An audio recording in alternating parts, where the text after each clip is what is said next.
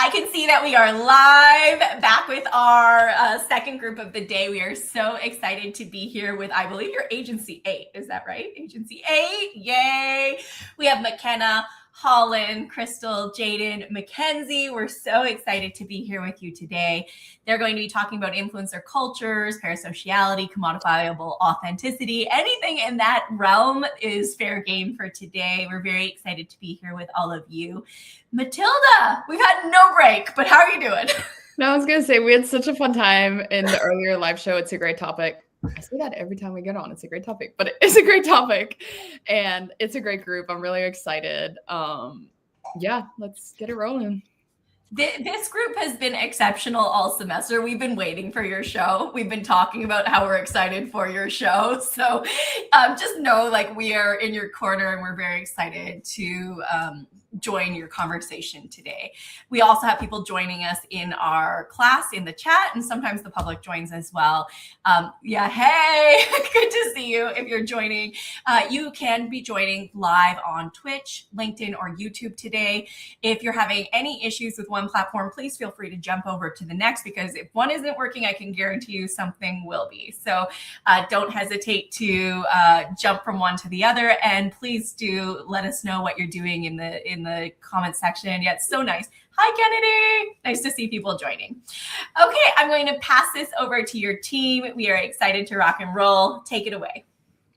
Thank you for that great introduction, Mr. Stewart. Like I said, we are Agency 8. We will be covering today influencers, parasociality, and commodifiable authenticity. Now, this is a lot of topic to cover, so we will be going through this, and I hope y'all pay attention and strapped up and ready to begin. So to start us off, I will be introducing you to the first section of our show / TED Talk, if you will. I kind of like the TED Talk name of it. We'll be going over influencer creep. Now, I know the name sounds a little bit weird. Let me diverge. Influencer creep is basically the conversation of influencers' status, analytics, marketing, branding, scheming, whatever is involvement of influencers in the production of how they are an influencer that is creeping into other genres of industry entertainment, such as artistry, actors. I've even seen news anchors take it upon some characteristics that influencers may be doing to just, get marketing, get more progression in their sales, following, whatever the case may be. They're going to adapt their branding to what the followers want. That makes sense. I'm gonna be just touching it very briefly. Just give you an example. Let's say you're a guitarist, your music's doing well, but you hit a wall and you feel like you want more marketing, you want more viewership, you want more of a brand, you want more of a team around you, a following, if you will. Your next step in goals will be, unfortunately, start branding and marketing yourself in a way that you normally wouldn't do, nor any other artist would. Again, changing your algorithmic, changing your algorithm posts, when you post, how you post, who you're posting for, what you're doing to change your image and your vibe. Vibes are a big deal nowadays in social media. So your vibe itself, so attract more people. That's just a little bit of a touch of what influencer creep is. And I definitely will be divulging more, but I'm gonna pass it on to my teammate McKenna, and she can give more detail. Hey guys. So yeah, our first article about influencer creep, Jaden touched on it really well. So basically what he was kind of explaining there was part of the optimization part of the 3 tenets of influencer creep. So the optimization part is basically like the part that's really like running into musicians and artists' lives, where instead of what they used to kind of produce organically, now they're having to study these algorithms and, like follow the trends. And we all know that the trends go really, really quickly, especially with the rise of TikTok. Something that was trending like 2 weeks ago feels like a long time ago because we've gone through so many trends. So basically, how I have it, influencer creep basically like describes how the influencer style practices have spread into artistic work, exactly as Jaden said. And then those 3 key tenets of influencer creep are going to be 1, self-branding, 2, optimization, like I was just talking about, and then 3, authenticity. So just to the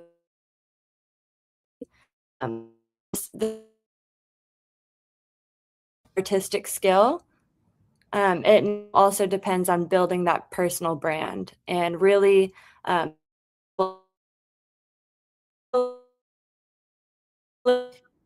We are having some issues with McKenna kind of freezing. So what I'm going to ask is that maybe McKenna, do you want to try and join on a phone and we'll just kind of like chat for a minute? Maybe someone can jump in while we try to figure out that. Yeah, y'all can't hear me? Oh, now we can. Try to jump back in, but you keep freezing. Okay, should I leave and come back? Try to keep going, and then we can try that when your turn's over. If it goes again, then we'll jump in. Okay, my apologies. Oh, you're good. You seem fine. Yeah, you're not. It's not your fault, and you seem fine now. Alrighty. What is the last thing we heard? I was kind of like briefly getting into the self-branding aspect of it. Did we hear that? Yes. Okay. All right, and I'll just dive back on in. So the optimization part, I kind of like already kind of summed that up pretty well, I think. And then the authenticity, and specifically it says that artists must perform authenticity.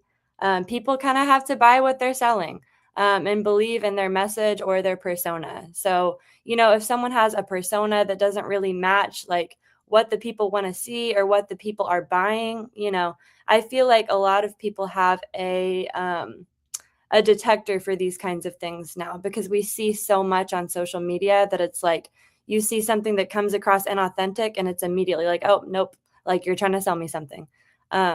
So yeah, with that, I wanted to pose a quick question to the audience, and to you guys as well. Do you feel like personality and authenticity are important, or do you think that that's separate from the artists that you support? And Mackenzie, I may have worded it a little bit differently in the doc, but that's okay. It's still going to be right there next to my name, so we can paste that up. But what do you guys think? I can repeat the question. Yeah, how an artist presents themselves, do you think that's as important as the art itself? Or like, I guess, do you separate the art from the artist? I think it's so unfortunate that they have to think about these things, right? Like I think it used to be that like people would do art, make art, perform art, like it would be like more live and tangible. But I think in order to be really successful now, like you have to kind of hit the algorithms. And if you're not getting in front of the right people, like that is kind of like part of every art form now. I don't know if you agree or disagree, but like I'm super big into like watching like hip hop artists online, and I see so many more because they show up in my feed. But I think it's like the art form only is able to be visible because they kind of are playing in both fields now. And I wonder what you think or how you're experiencing that. Yeah, for me, I honestly like, I don't know. I think that I'm not as invested in like the personalities of the people that I support, artist wise. Like, personally, I really like Lana Del Rey, her music. And, one of my best friends is like a huge Swiftie, and I'm like not a big fan. I just feel like some things are problematic with her. Like, I don't know. And she's like, well, Lana Del Rey is like just as problematic, da da da. And I'm like, I just don't pay attention. Like, I just like the music. Like anything I know about Taylor Swift is kind of like against my will. Like I didn't go looking for it. You know what I mean? Like, and with Lana Del Rey, like I just haven't really heard much. So I just like the music, I just wanted to chime in because someone had mentioned Chapel Roan as a good example, which is one of our hot topics today. I just wanted to point that out. Yeah. They're gonna circle back to Chapel Roan, but oh my, yeah, really good example, and has definitely been in our headlines lately. Yeah. I see what I was pouring in for the most part is authenticity is something that's really important nowadays in artistries. And I did want to like just touch on that real quick because I do agree that what Lil Rai said, Lil Rai 23, she had a great conversation right there. Not conversation, statement right there. But TikTok and Instagram, more genuine content usually gets boosted and promoted more. And I know that to be a fact. I've seen my personal friends just make some silly video and it gained millions of views. I mean, Lil Yachty was commenting. Some other artists are commenting. I'm like, you're a really regular guy. You're a regular guy. How are you doing? But again, genuine content brings in attraction and interaction on most social media platforms. So to answer my answer to that question, I would definitely say the artist itself, how they present themselves, 1,000% is one of those things that needs to be stapled, if that makes sense, because the artist has to walk every day as the art, if that makes sense. They make this art, but they have to show that art through them every single day, whether it's videos or just conversations, dinners, whatever they're doing. They have to live that art through themselves. So I agree. I wanted to jump in here. Oh, sorry. Yeah, no, you go ahead and jump in, and then I want to like finish up my article so we can keep talking. Okay, yeah. A lot of people are mentioning that they would much rather prefer to see someone who's being super relatable to them, and I would have to agree on that. Especially if you are going online, I'm more likely to see an artist that I have something in common with, even if it is curated towards me. Like maybe they're not actually authentically doing this, but even if they're online posing as like this relatable human being to me, whether it's artist or an influencer, I'm going to go ahead and I'm going to watch that person just because they relate to me. All right, you guys, let me dive back into this article. I'm going to wrap this up. I'm about to dive into the 2 key factors within self-branding. So basically, 1, to sum it up, is look the part. Artists now not only kind of have to like worry about creating good art, they also have to look the part.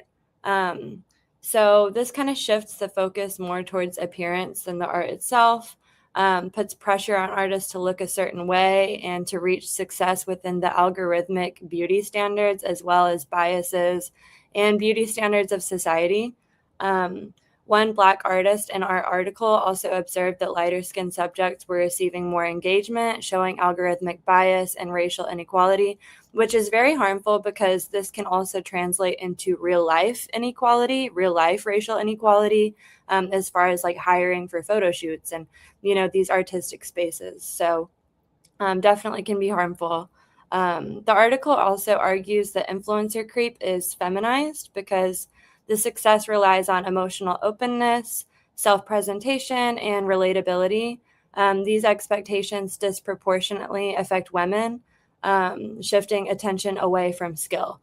It creates like a double bind for women because they must perform this like look to gain engagement, but then they also, once they do achieve that look that gets them the engagement, now their work can be discredited because they can say like, oh, well, she just made it because she's hot. Well, she actually knew she had to be hot to make it in the first place. So, yeah, I wanted to bring up like our hot topic in this next section because number 2 is really valid as well. You also kind of have to maintain this upbeat emotional performance as, you know, an artist and an influencer. You can't really you know, you have to basically like perform this like upbeat emotional performance and be authentic at the same time and look the part. And, you know, it's just a lot of different things that artists are having to deal with. The article explains that artists feel pressured to maintain positive emotional relationships with audiences.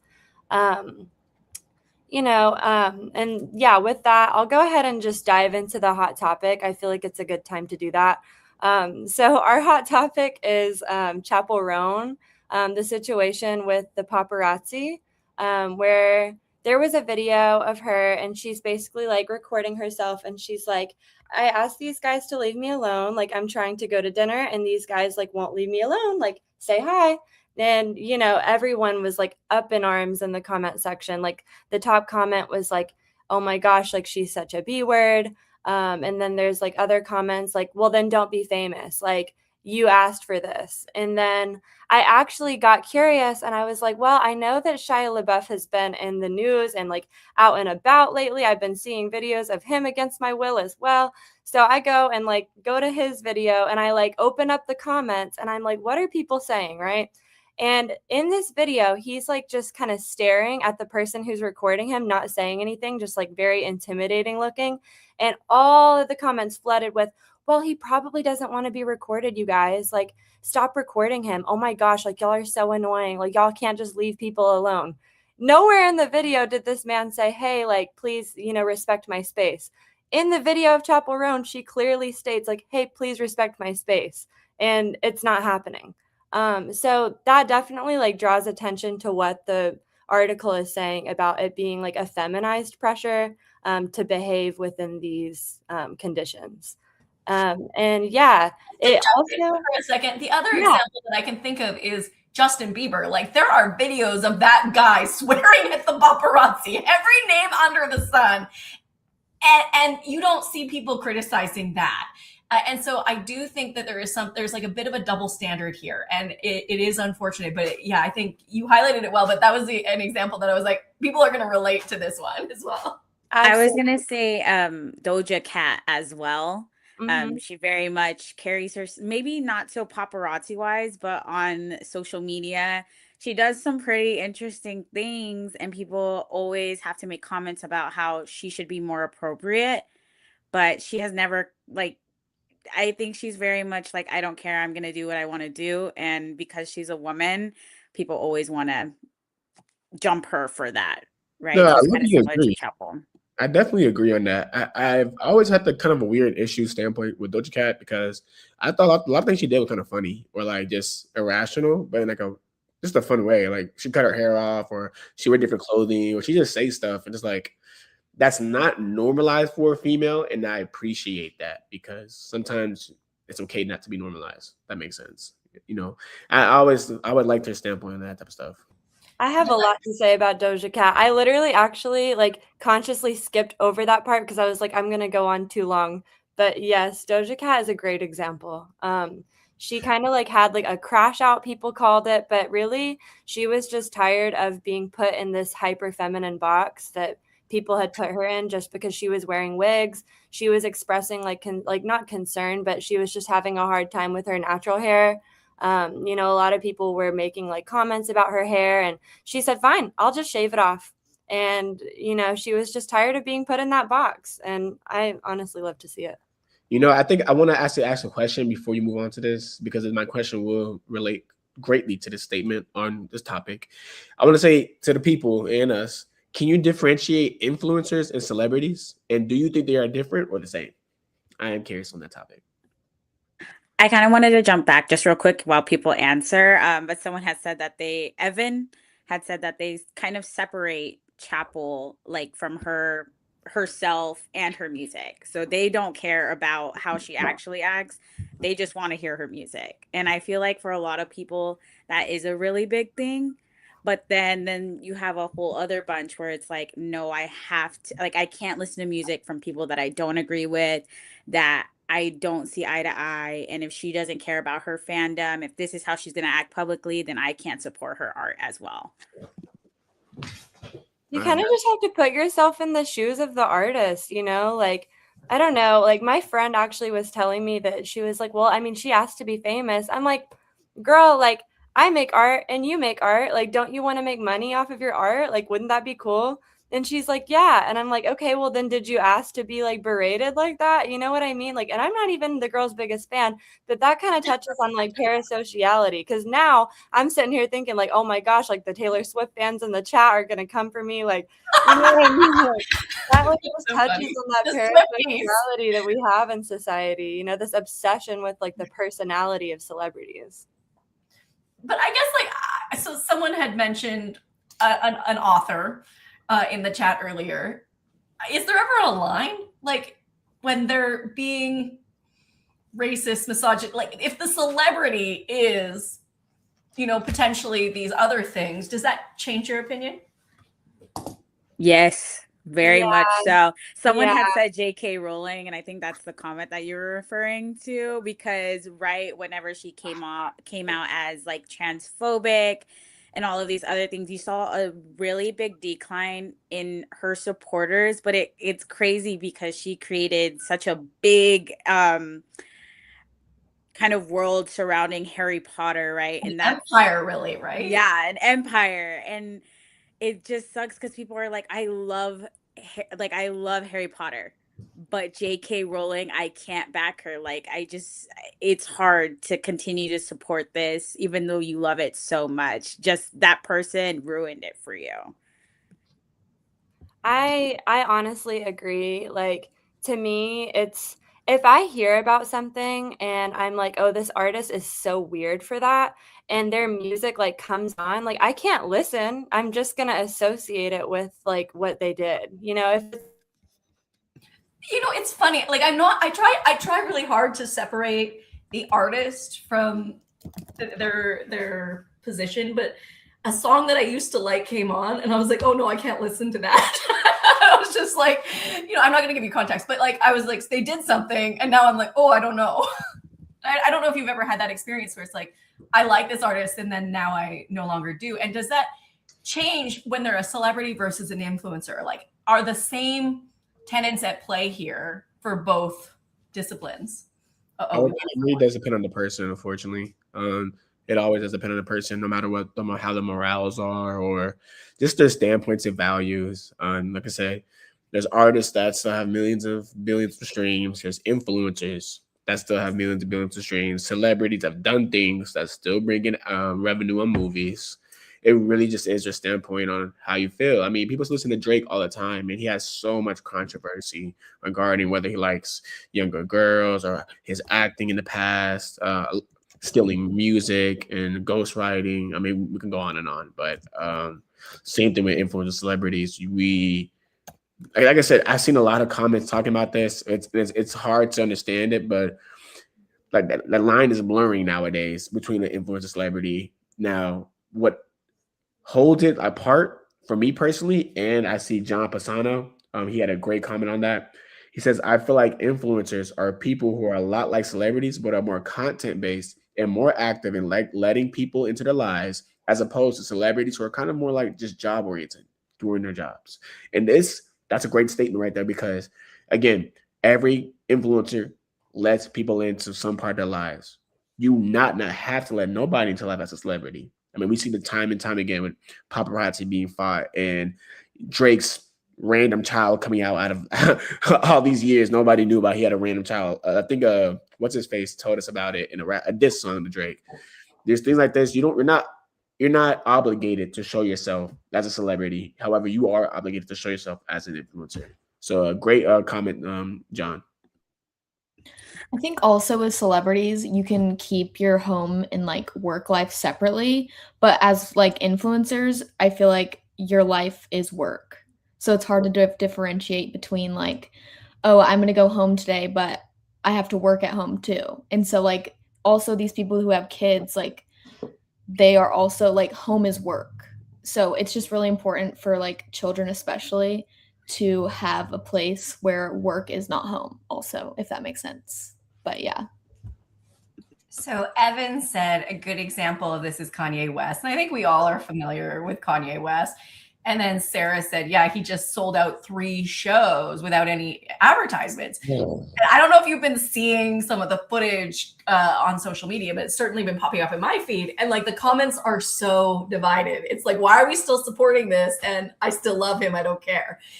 And so I think, there's always going to be an audience online, but I'm curious if anyone wants to jump in on that particular controversy. No, that was, yeah. Oh, go ahead. Sorry. Sorry. I feel like my cousin just went to the SoFi show and I asked her, I was like, this is really crazy because the whole, like I saw the stage, like how many people were in that show, like who attended. And I was like, it's so crazy. It was packed to the brim. It was a really cool show. I saw it through her story.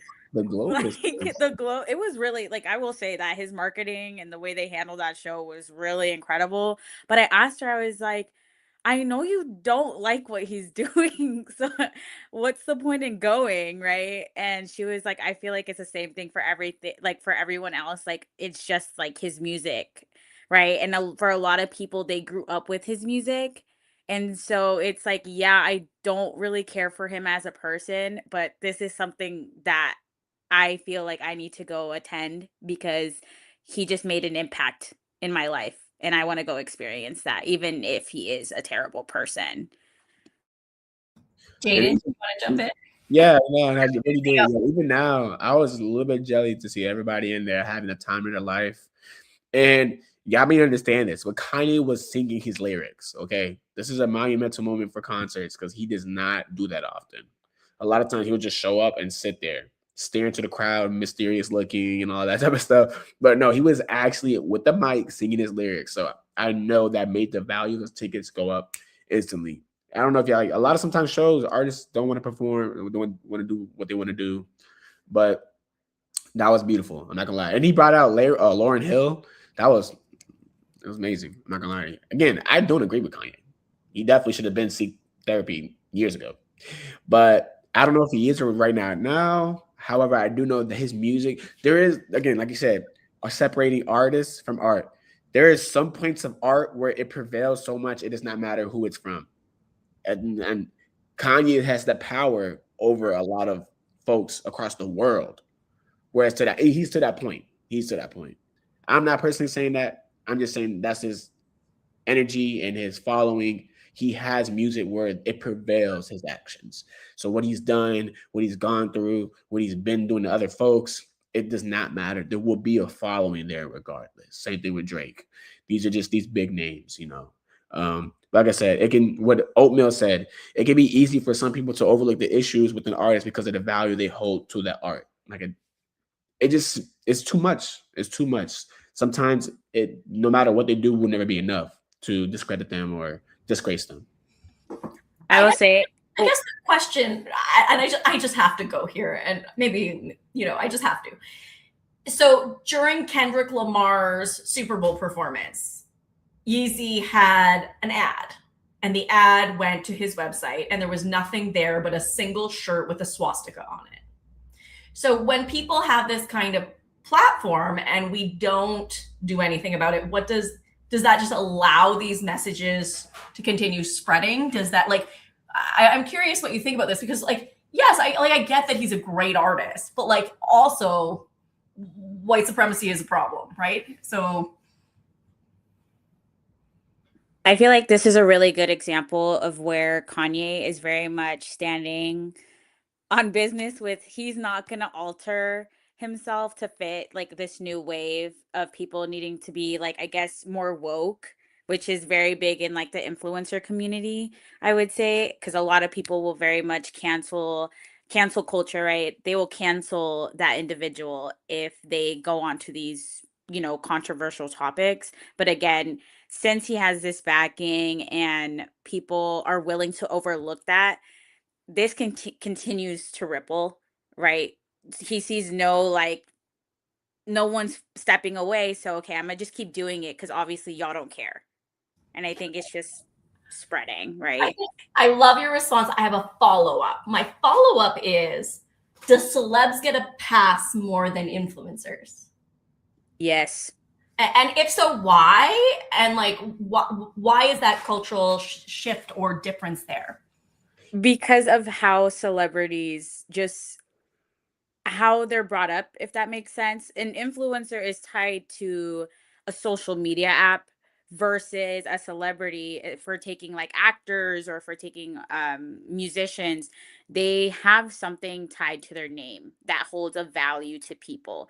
At the end of the day, an influencer, all they have are their videos. And I'm not gonna hold on to I don't know, a social media influencer's video. I'm not gonna revert back to that and quote it every day, daily. This is my video. Oh my gosh, no. Versus a celebrity. Oh my God, no, I love his song. I have to overlook it. In my mind, he can't do anything wrong. And I think that's why they get their pass. That's valid. I so appreciate your discussion there, because I think it helps us kind of unpack why are certain circles able to do things and not. Jaden? No, that was a great take, honestly. When she said, I can't refer to no video back. You'd be like, this is my video. There's no influencers are still regular people who just happen to make funny or good or entertaining or, interesting content. Artists, celebrities, actors, pioneers, entrepreneurs, even businessmen who happen to be popular in the world.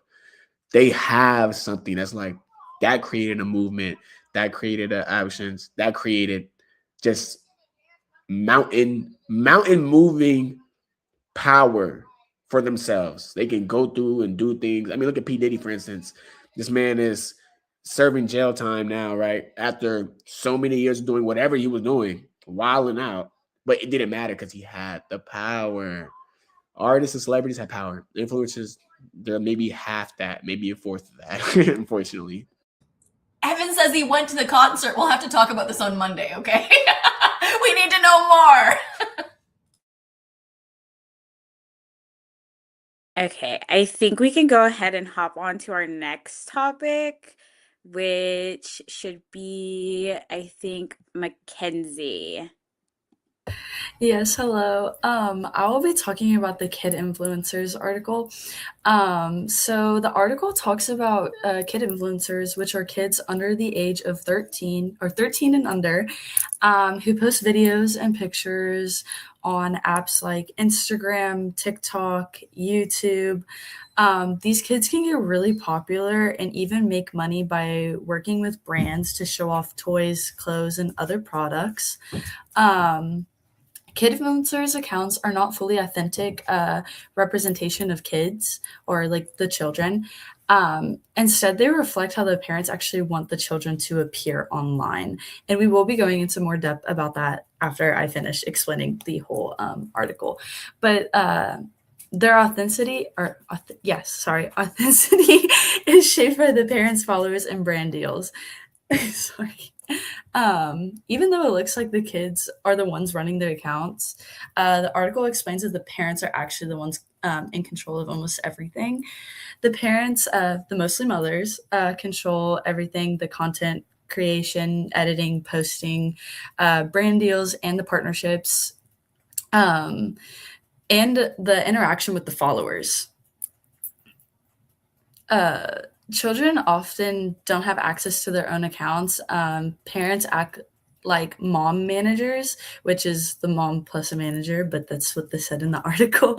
This creates a really how do I put it? This creates a really not authentic post for the kids. It's literally just what the parents want. It's really weird. In my opinion, it's weird because the kids should be doing what they want.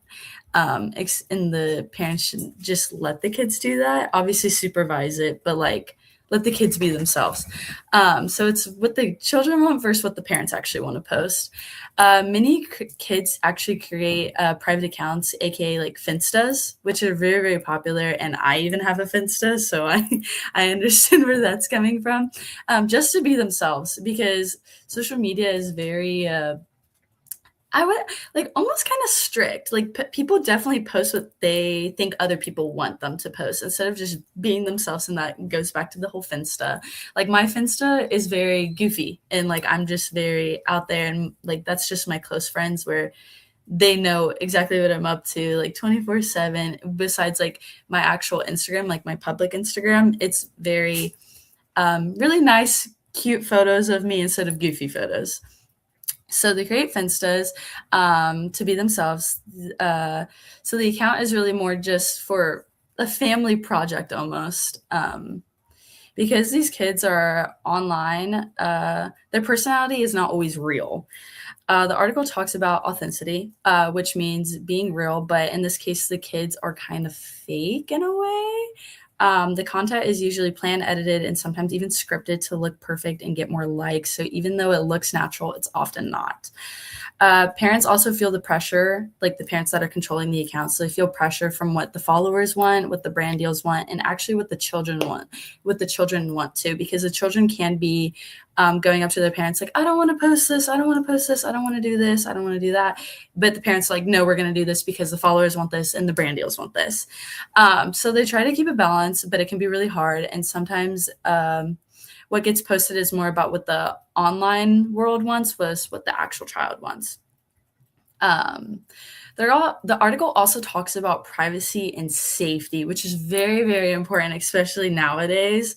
When parents post a lot about their children or their kids, it can be very risky. Some strangers, strangers see everything. Whatever you post online, strangers see, everyone sees, no matter what. So parents will even get creepy messages or inappropriate messages sent to the account of their child or to them directly. It can get very disturbing and very weird very fast. Even though the parents try to protect their kids, or at least some do. Some don't care at all, which we will obviously be discussing later on, but they'll block the people or try not to share as much personal information later on. There are definitely still risks because it is a public account. So I personally think that parents do need to put more time and effort into protecting their children if they're going to post them online. I hope y'all feel the same, but that is just a personal preference. Another big issue is ads and money. Kid influencers often promote products. They don't even know that it's an ad sometimes. Their parents will just tell them, hey, you need to promote this. You need to put this out there. You need to make a video about it. And other kids will look at that and not know, like the followers will look at that and be like, oh, I want that. Mom, can you buy me that? Not knowing that it's an ad and not knowing that the kid itself that's promoting it might not even like the product, but the parent in the brand deal is making them promote that. So this can be very misleading, especially since other kids watching it might not realize it's an advertisement. This article also brings up child labor concerns. Even if the child says that they can enjoy what they're doing with their parents and posting videos and anything like that, it can definitely they can definitely feel like the pressure of taking like the pictures, making videos and meeting deadlines and making sure that they're going hand in hand with the brand deals and making sure that they're also going with what the followers want. It can be very stressful and hard on the kid and also hard on the parent, I guess, because the parent's like, oh my God, what should I do? What should I do? But like, it's definitely also hard on the kid because the kid is just getting told what to do, whether they want to do it or not. And that can be very misleading in a lot of things.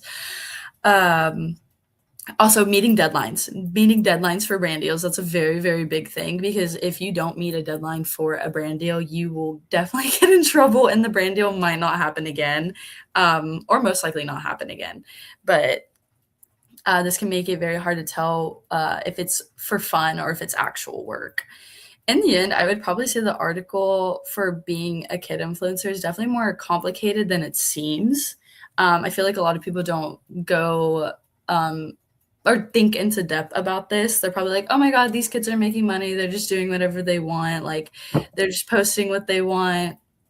But in reality, it's a very stressful job, I would say, because they're definitely getting put to work. So it can look fun and easy, but there's definitely a lot of problems behind the scene.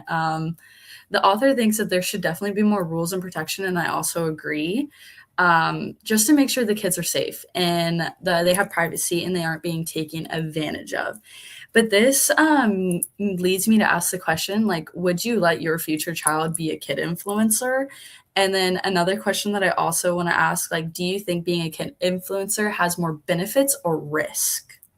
I love Holland is immediately jumping in. Jump in, Holland. Yeah. No, absolutely not.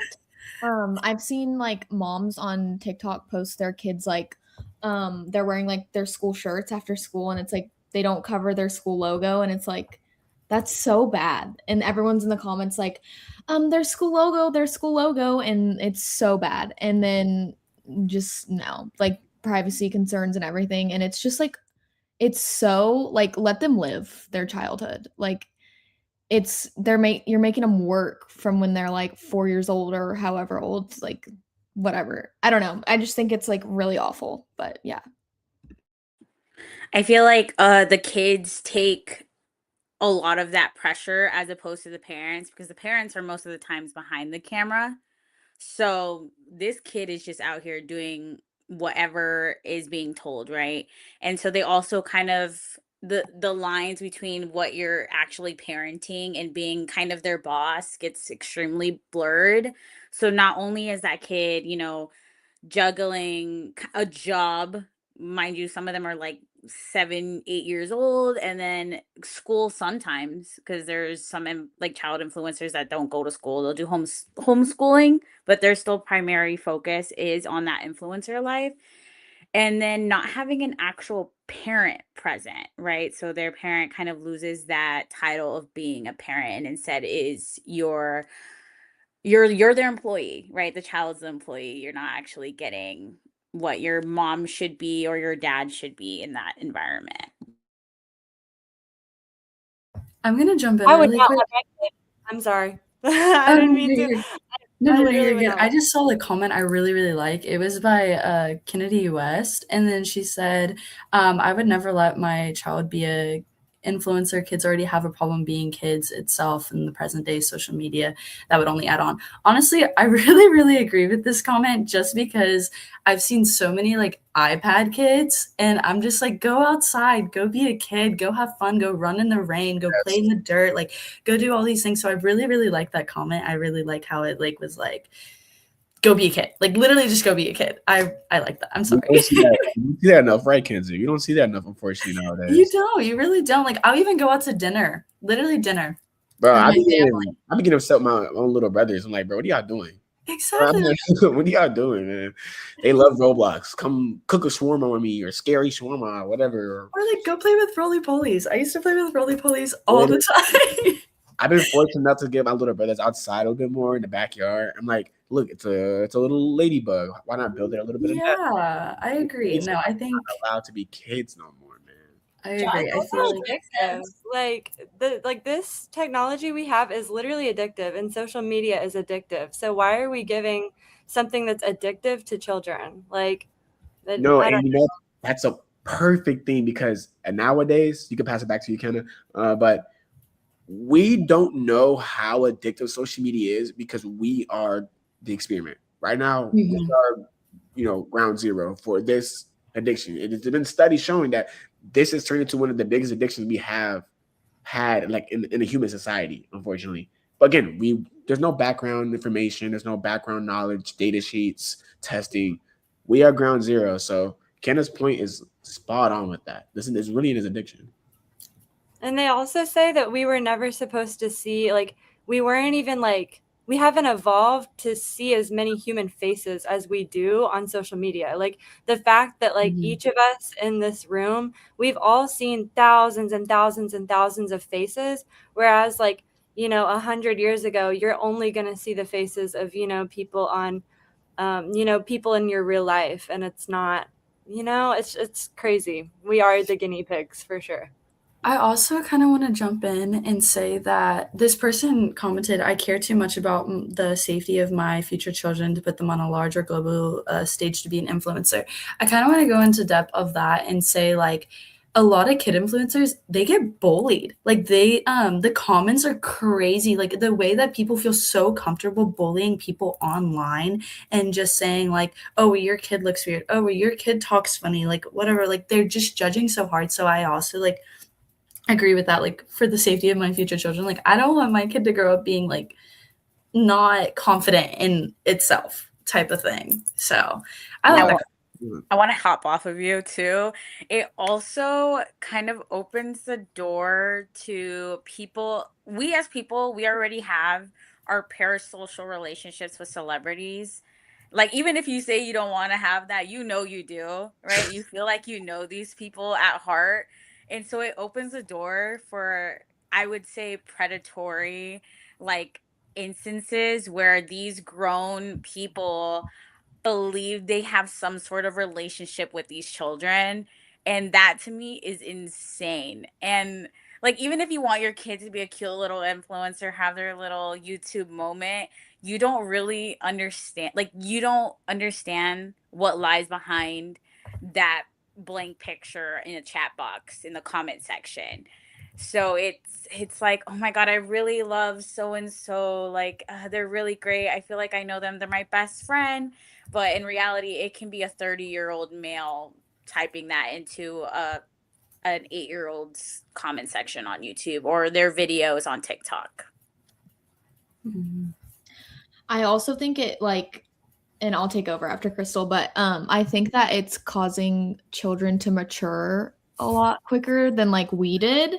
I don't know about y'all, but I see 13-year-olds and I'm like, I did not look like that when I was 13. Did not. Literally, I agree. I was so awkward and like going through like my puberty phase or whatever. And I'm like, how do y'all look like that? Like my little cousin, she's like, looks way different than I did when I was like her age. And I'm like, how do you like, they all wear makeup and they all do these like get ready with me videos. And I'm like, that is just not like realistic at all. But yeah. We It were reminds chatting me of those before. little girls. Oh, I'm so sorry. I feel like I keep interrupting. It reminds me of those little girls who were like rushing Sephora and Ulta for the drunk elephant, which is like lotion, like anti-aging type stuff. It's like y'all are literally 12. You don't need that. We were gonna say the same thing, McKenna. That's exactly where my head went. I think Helen had a great comment. She said, there are no more awkward faces. It builds personality. Yes, I agree It's with that unfair. so It's much. unfair. That boy need that buzz cut through middle school, through elementary. Buzz cut through elementary made me who I am today. Okay. The You need to awkward build some side pony. character. It's kind of sad because it shows you that a lot of these little girls are kind of like, I mean, like I said earlier, we're seeing so many faces that like, whereas we wouldn't have like used to see this many faces, and they're kind of looking up to all the people they see on social media, and they're like, oh, like I want to look like that. And so it's just putting these unrealistic beauty standards on like literal children as well. I don't know if we need to go this far, but it made me laugh. Good comment, Sarah. Yeah, I was laughing at Sarah's comment too. Give the kids bowl cuts again. That The was bad funny. bangs. I'm gonna jump in and go to some real world examples about like these kid influencers and stuff. But the big issue is like they're all trying to sell products these days, and like for example, there's this little girl, her name's Everly LeBrant. I don't know if y'all know who that is, but she's this little girl. She's been on TikTok and all social media platforms since she was like a toddler. And her mom like posted her, and they would do like cute. It started off with like cute, like little emotional bits, and she was just like this super cute little girl. And then she turned out to be like a really good dancer and everything. And so now like she's launched her own skincare brand. And I just think that you have no credibility in that, especially being 13. You don't have like acne or like, you know what I mean? But so this has been a part of her everyday life since she was a toddler. And I think that her content is just generating like her parents' income, like maybe against her will. And this has been her life, so she doesn't know any different. So it's kind of sad to see like kids doing that. And another example is the Ace family, forcing their kids to be in their content, doing pranks on their kids, doing brand deals and ads and everything, and forcing their kids to eat things they don't even like, or like trying things that their kids don't want to do on camera, and creating scripts for these kids to essentially be on camera 24/7 and film their everyday lives. And sometimes that can be really vulnerable for children, especially like going through like a teenage phase and everything. Like they want to film. I've seen people film their kids in hospital beds, and like they're going through like these awkward phases, and they have to look back on that, and it's posted all over online. So I think that kids should be able to choose whether or not they want to work. I don't know. I just think that's how it should be. And another example of maybe like more parasocial relationship is Emily Kaiser. She's on TikTok and stuff, and her son tragically drowned last year.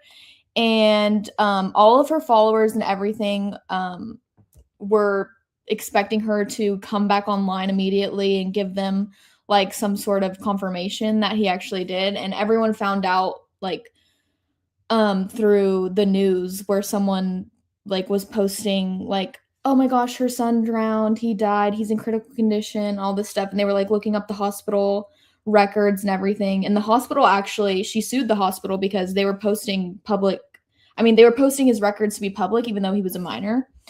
So that just shows a deep personal loss can turn into online discussion if you're in the influencer world. And all of her followers felt like they deserved updates or explanations from her. And they were guilt tripping the parents for letting their kid like be by the pool at the moment or whatever. So even that goes to show with influencers, even silence can get you canceled basically. So there's really no way to go about it. And the event now is permanently tied to her brand and her online identity and everything. So with that being said, that shows how real life and it can get pulled into content economy basically, and it highlights the lack of privacy and protection on family and children online. And now she can't show her other kid online anymore because the people just create these parasocial relationships with these children, and it's weird, and they feel like they need an explanation for everything. So that raises the question, how do kid influencers make kids feel like they are friends with them? And how does that affect how they see real life relationships? Dang, I just want to say before we go into that, that was sad. Not gonna lie. Um, Unfortunately, that's the world we live in nowadays, where people can't even grieve properly, going through the hardship of losing your child. That's something that I could like. I don't know how I would even be able to operate after that. So the fact that I would have to hear thousands of and millions of comments flooding in about that, I don't know how my mental psyche will be okay. That's some people just don't know when, like, but again, our borders, our limits, our bubbles, that if you will. I Yeah, also I feel agree. like kids can't really consent to being put online like that because how could they possibly know what the implications are of that? So to me, it's like I don't feel like a child can consent to the type of lifestyle that putting your face and putting your personality and putting yourself all over the internet can bring because they can't possibly know. No, yeah, they really can. I mean, I see my little brother nowadays. He makes videos here and there, just funny ones. But and I've had a family talk about like, "Ooh, we should maybe make him a kid influencer. He's funny. He does this, whatever. You let him go. He must make content. Let him have fun." But I'm like, there's so many things that come with that. It's not just fun. My little brother's kind of a softie, so if he sees somebody saying he sounds annoying on the comments, he's gonna cry. He's gonna cry, and I don't want that for Good him. big brother. Such a good big brother. We had a huge conversation around consent this morning as well. I think it's such an interesting issue, um, because the parents consent for the kids, but are they all making those choices in the best interests of the kids? I think we've seen a lot of examples. Yeah, Jada, do you want to jump in? Oh, I was just going to say, like, I think we've seen a lot of examples where that isn't the case and it's become really exploitative. Yeah, I don't really have a question here, more of a like, thanks for bringing that up. Yeah, Matilda. I was gonna say it really gets tricky when like in the end, like a lot of the responsibility is on the parents, and then like a lot of parents don't understand or they don't agree with like how dangerous it can be out there. So then it gets tricky. Like some parents think it's totally okay, and then like majority of the responsibility to protect these kids are on the parents, and they think it's okay, so they're just going to put it out there. And especially when they start seeing the money that could come in from the kind of content they're creating on their kids, And it can go south real fast. we'll be bringing up the money portion a little bit once we get to our newsworthy examples and their kid influencer documentary. But I don't want to speak too much about that yet. So, but no, I just want to say that the question, I love some of the answers I'm seeing. Victoria made a great point. Or with age guidelines, they technically can't even consent. They're not even supposed to be on that branch. Unfortunately, though, when parents consent for their kids, they're putting them in a position to be, again, exploited, whether it's through followings, looking at these kids in a strange way, money revenue coming in a strange way, not reciprocating that effort into the same as their kid as they would put into whatever the brand or business is. And that's unfortunate. We're going to see that a lot coming really soon. One thing that's interesting is like there's always been child stars, and sometimes we have these conversations about like I think of like the Mickey Mouse Club, and like that's where we got Justin Timberlake and Britney Spears from, and the Hannah Montana show, and that's kind of like where Miley Cyrus came from. And the earlier group this morning brought up Shirley Temple, right? Like, and so we've always seen like child actors in the spotlight, sometimes exploited, sometimes not. But regulations have slowly come into play and made conditions. So it's like you can only be on film for X number of hours a day. You have to do school. There have to be breaks. But I think sometimes, and perhaps the documentary that you're going to talk about in a minute, sometimes we see examples where that isn't always the case, where, these kids are going from day to night. There's no breaks. There's no determinations on how long they should be filmed. And so I'm curious if you think that like there's an area for growth, or if it's just so different that we don't need to. I wanted to touch on Holland's question a little bit.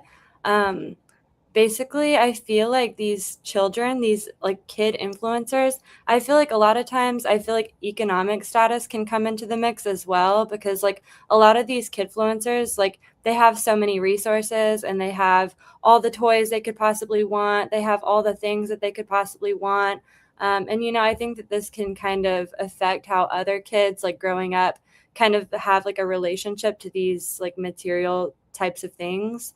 And they start to feel like, oh, like, why don't I have that? And I feel like that can create problems. And maybe that's why they kind of like watch their content to kind of have a taste of that life. So that can be kind of harmful as well, in my opinion. Yeah, I was gonna say, I feel like it makes a lot of kids envious and experience jealousy, because I'm sure I can't have like 15 packages of drunk elephant just delivered to my door. Like, it's just not realistic. And so I think these kids kind of build up this idea, like, if they have it, why can't I? So then you get kids, acting out because they're not receiving something, or because they can't do the same thing, or maybe they're not popping off as much. And then you'll kind of see that seep into how they actually carry themselves in person.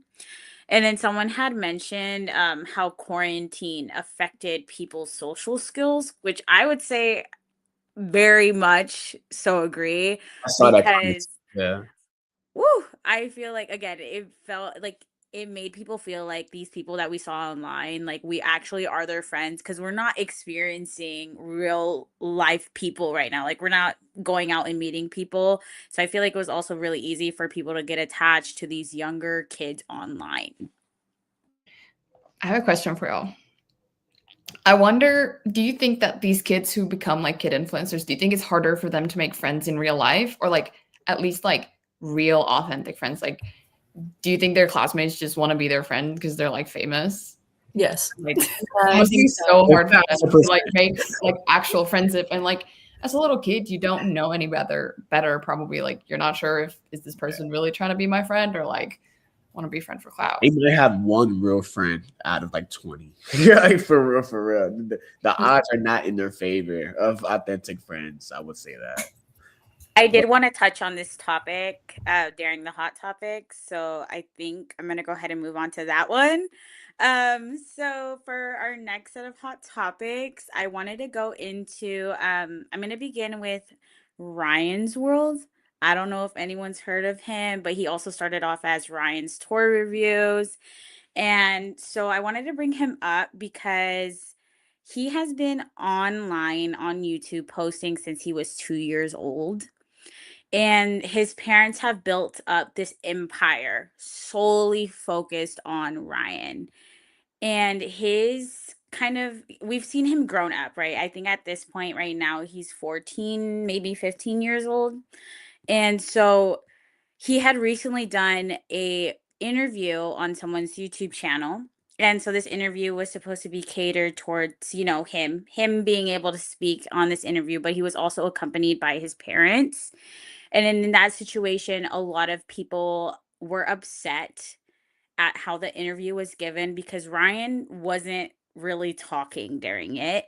His parents were running the show. And if Ryan did have a comment to say, a lot of people noted the ways that his parents were like kind of looking at him, making sure he's following along.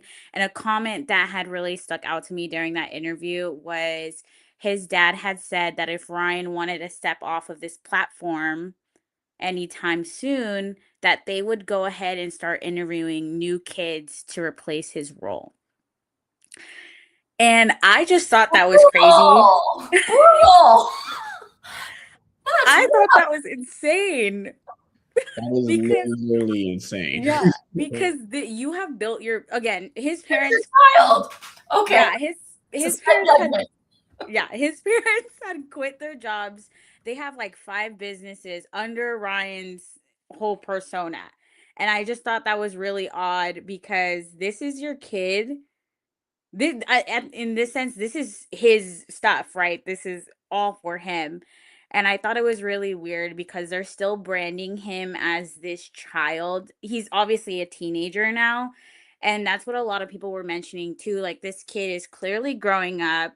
He probably wants to step off of this. Like, he just looks uncomfortable throughout his videos now, and his parents had made statements saying they upload very frequently across all platforms, but his parents had made a claim saying that he only works 1 hour a week, which is not consistent with the amount of uploads that they have on their channels. And it's a whole bunch of stuff with Ryan. And then he also got involved into this scandal where people were saying that he was not disclosing ads on his channel. And so he took his name, got a lot of that heat, as opposed to, again, his parents run his whole show. That should fall on the parents, right? Because his parents are kind of influencing what he's saying, what's going down in the show. But instead, Ryan is taking the majority of that heat and not the parents themselves. And then they also went through this whole rebranding because people started to, be like, Ryan's toy review, he's not a baby. Let's go ahead and let's change that. That's weird. He's growing up. We don't want to see this on his page anymore. And so they changed his name to Ryan's World, where he's now reviewing, like, I would say older stuff, but it's still very much kiddie. So it was just, there's a lot to go in with Ryan's World. I don't want to get too like conspiracy theory with that. I also wanted to There's some bring, things there. yeah, there are some things, and I can understand where people are like, no, just wrap it up. Like, he doesn't want to do this anymore. I can only imagine having to do that since I was 2 years old. I think I would go a little stir crazy, just a tad. So this mentor said, I think we'll probably end up seeing lawsuits for these kind of things once the child stars become adults. His net worth is $35 million, Ryan. 35 Yes. at age 14. And then I had to look it up this morning because we had a little chat about him. But this also makes me think, like, how much of that money goes to this child who has clearly, his labor has been commodified his entire childhood. Like, yeah, anyways, sorry. I just had to like jump in because I'm like, yes. No, you're so okay. Become adults one day. Because sorry, Jaden. I'll be real quick. I'm gonna touch on that just to say like how much money really is going to that child, and that's unfortunate because only some states even have regulations of how much a child is supposed to be receiving and whatever business they are contributing in, and I believe it's like only 30%. So even then, if you are in a state where it's regulated, you're not receiving that much. 30%, 30 million. Come on now, let's be real here. That's like what, 3 million? I actually don't know honestly, but. That's crazy. I was gonna bring that up because I had saw a child star documentary with Demi Lovato, and Demi Lovato sat with like the California governor, and they signed into law I forgot what the name was, but it was something for child influencers, like protection laws for them. And I believe it is the 30% goes into a trust, right? Yes.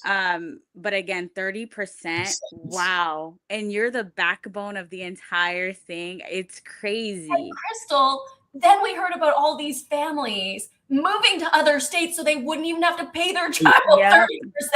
Mind you, it's only like 10 states out of 50 that even has regulation. It's crazy. Yeah, crazy. I also wanted to go into Bad Baby, aka Danielle Bergoli, and how her mother kind of influenced and built up her character since she was like 2, right? So she had begun emailing Dr. Phil at 2 years old for Danielle. And so she was kind of manifesting this type of character that she turned into. Like, my child is going to be this way. I'm pretty sure we all know who Bad Baby is, how she was the Cash Me Outside girl. She kind of gave adult right at such a young age, and she became this internet personality that was just known for being really fast, especially because she was a teenager, she was young. Um, and I wanted to bring up a situation because of the fact that once she had turned 18, she had opened up an OnlyFans and overnight became a millionaire, right? So there was people waiting for her to turn 18 to go and subscribe to her on a platform that showcases adult content. No words here. No words. Yeah. Broke record. Like she broke the record of Yeah, like I was how much gonna say, money she has broke ever the been record. made on OnlyFans, I'm pretty sure. She was marketing for like a week, I think, only, if I'm not mistaken. Remember, search it up. About a Mhm. week of her time, she was pushing, "Hey, I will be at this so and so age. This da da da da. Meet me there. See me there." Breaks Mhm. records that same night. It's insane to me, and that's creepy. Real creepy. Yeah.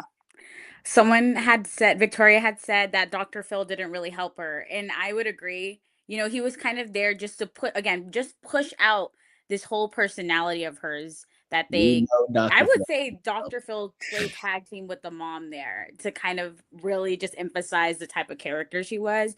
So just pushing that agenda out, as Victoria said, not really helping out with the situation. If anything, they were adding on more to it. So I just think that's really crazy. Dr. Phil is Wow. a helper. I'm not as familiar with this. What does she mean they verbally attacked her? What Oh, did- they were just basically, I don't want to say talking down to her, or in a way disrespecting her. They're not trying to be supportive, emotional support beams, support brackets, just supportive in that way. They were definitely just attacking her character and not trying to target the root, as Dr. Phil in here. Does he have a doctor? That doctor degree? I need to I know. don't know. Exactly. So I know Yeah. nothing about this, but he had a show. I did okay.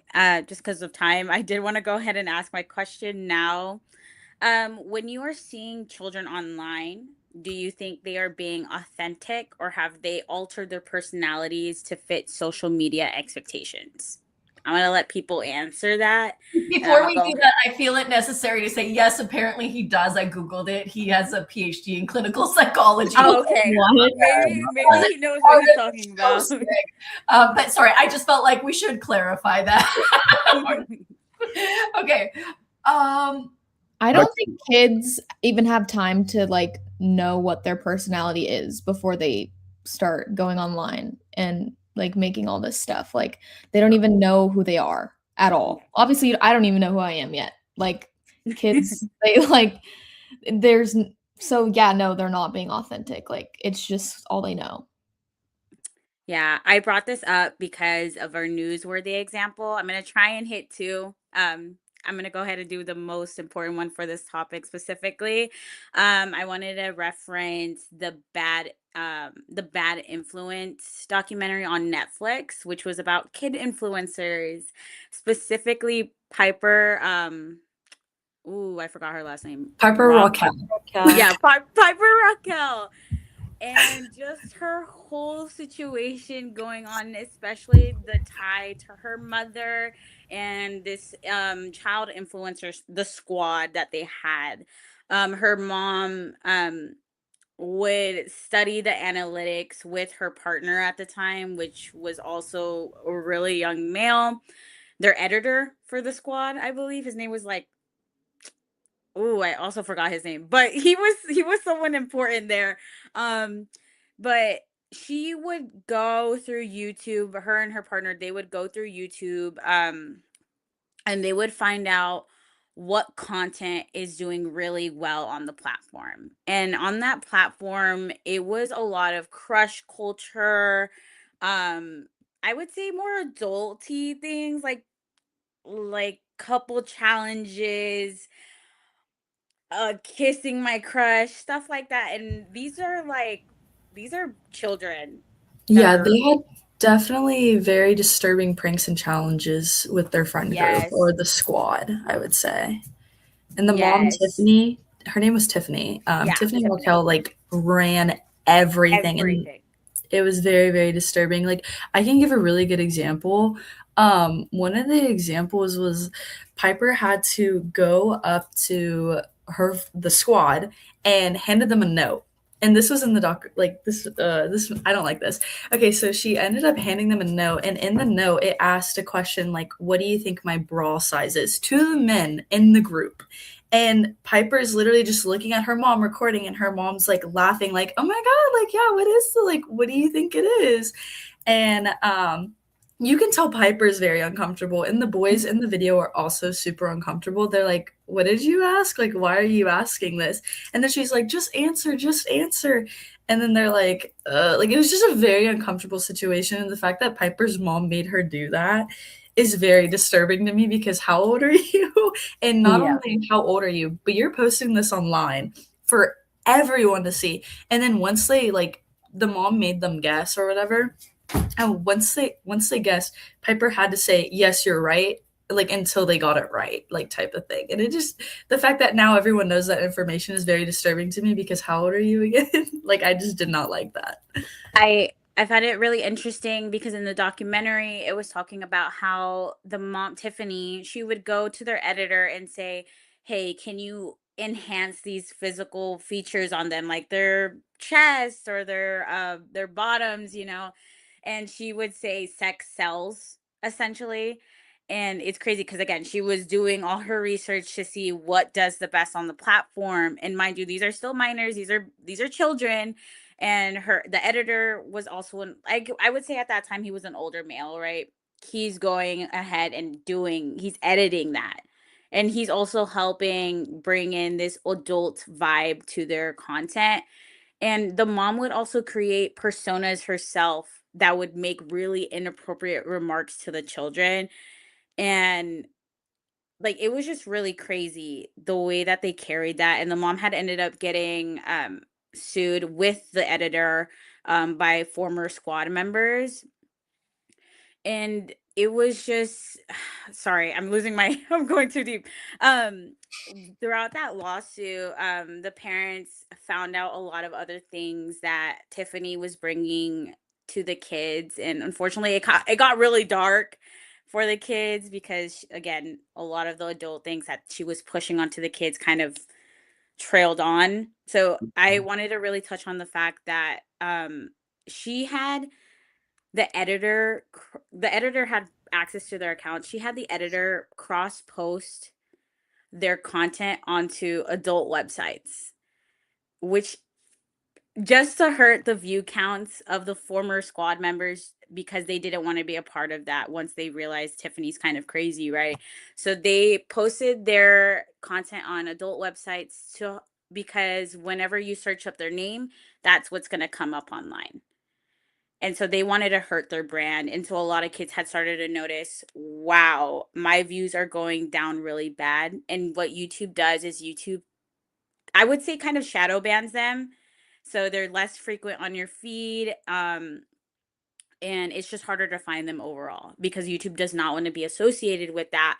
And so once the lawsuit happened with Tiffany also saw that hit Piper's account. And Piper overall got blocked on YouTube. So she wasn't allowed to make any profit off of that platform anymore.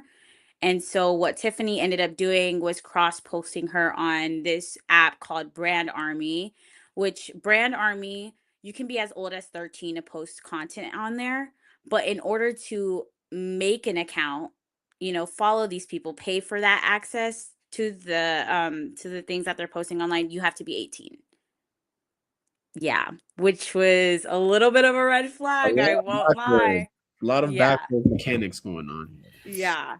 And I just thought it was really interesting because Piper recently opened up an OnlyFans once he turned 18 as well. I wanted just to touch on that real quick and let everybody understand this. And this is where it comes from a lot of days. Not a lot of days. A lot of people are saying that, oh, her going to the Bop House when she was a little bit younger was the reason she was opening up OnlyFans. I disagree. It was her mom. And unfortunately, her mom stained her child's soul to the point, I'm saying soul very vividly, but like to the point where she thinks it's okay to do these type of things. She thinks it's okay to sex sells. She thinks it's okay to push this type of image for herself when we don't know what her potential. She had so much limitless potential. She could have been anything else in the world. right? And she chose to pursue this type of, occupation, if you will. And again, we can do nothing to help her because it started at the root of her parenting. At the end of the day, the momagers, they always will be corruptive if they're corrupted themselves. I actually kind of want. Oh, my bad. Go. Okay. So I kind of want to talk about that because in the documentary, Piper doesn't think that she's a victim. Like, actually, she said that she never witnessed anything or felt a certain way toward her mom, and she was always with her mom. She's like, I was always with my mom. Like, I never felt this way. I never, I don't know what y'all are talking about. And that kind of goes along with the documentary where she wishes that people never spoke up on her behalf because she doesn't personally feel this way. And so her former squad mates are saying that she's a victim and that her mom was not a good mom and not there for her in the way that her mom needed to be. And her mom was in her ear all the time, apparently. And that's what her friends or her squad mates were saying. And Piper was like, they're wrong. I'm glad that they have freedom of speech, but I personally don't think that. She said that in an interview after the documentary went out. And then in the interview also, the lady asked, have you seen it, the documentary? And she was like, no, I haven't.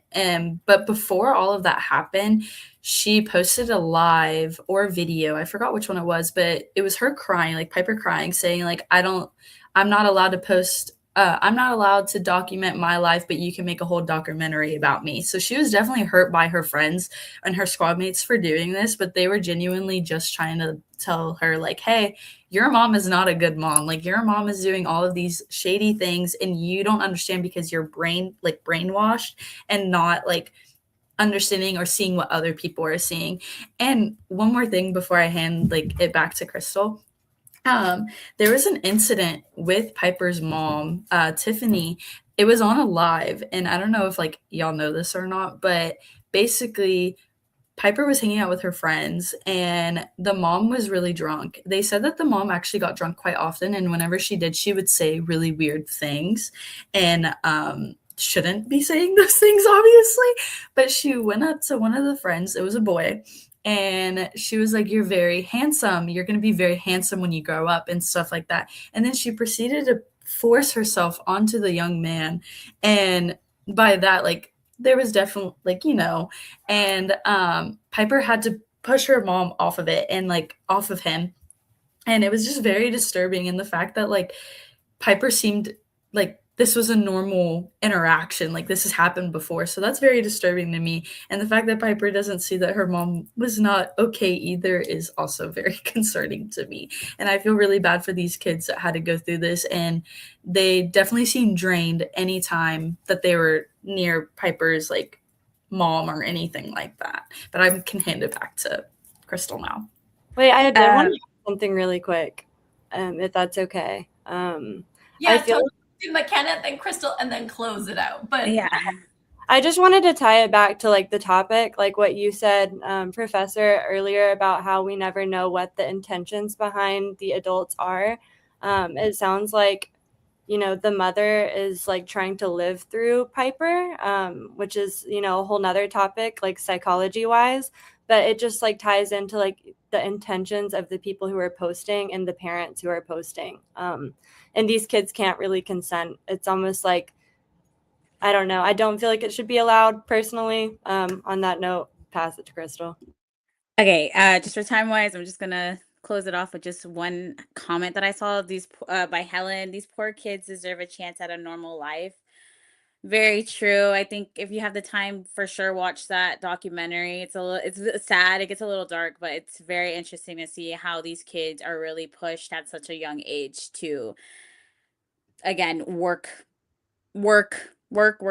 and be someone that they're not. But again, it is who they are because that's all they know.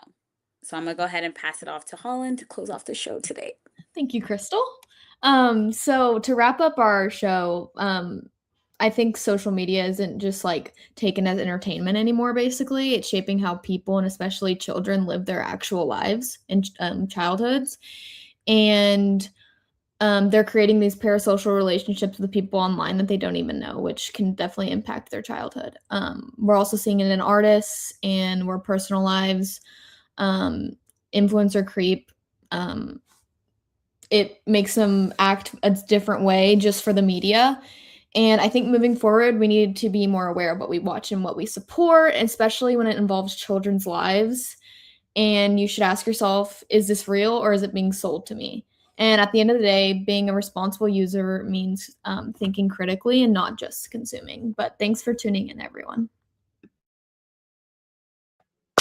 Thank you all for tuning into our TED Talk. Thank you. Yes, thank you. Kind of a depressing note to end on with the documentary, but I think so important. And if you haven't watched it, I'm a sucker for these like terrifying documentaries that like reveal human psyche in the worst senses, and I think that's one of them. Like I think that, you know, obviously there's going to be kid influencers who are not raised by these types of parents, and you know, it's a full spectrum, I'm sure. But really great conversation today. I enjoyed every minute of it. I loved it from the beginning all the way to the end. I loved the conversation, the diverse viewpoints, and just like everyone's experiences and perspectives came together really nicely, and just really enjoyed it. What did you think, Matilda? Yes, great job. I know we had some tech issues and you handled it super well. Those happen every now and then. It's okay. You handled it really well. You worked so well as a team. So I'm happy. It was really, really fun to be part of this. We never apologize for tech issues. That's not our problem. It just happens. Fabulous job. And thanks again to the audience. It was hard to pick comments, and now you can see how many are coming in at all the same time. But thank you for being such an engaged audience. We really appreciate it. Just a few reminders. You have a social media lab due on Sunday evening. You should be working on those independent portfolios if you haven't already started kind of like building that more. I know we had a lab on that, but some people might be at different places on it, but continue building it. And we have a special guest who will be doing a lecture on Monday. It'll be Matilda's very first lecture. So I'm excited for you to see her do a lecture on artificial sociality. And then we'll be back with a live show next Wednesday. Have a great day, everyone. Have a great weekend. We will see you on Monday. Bye, everyone.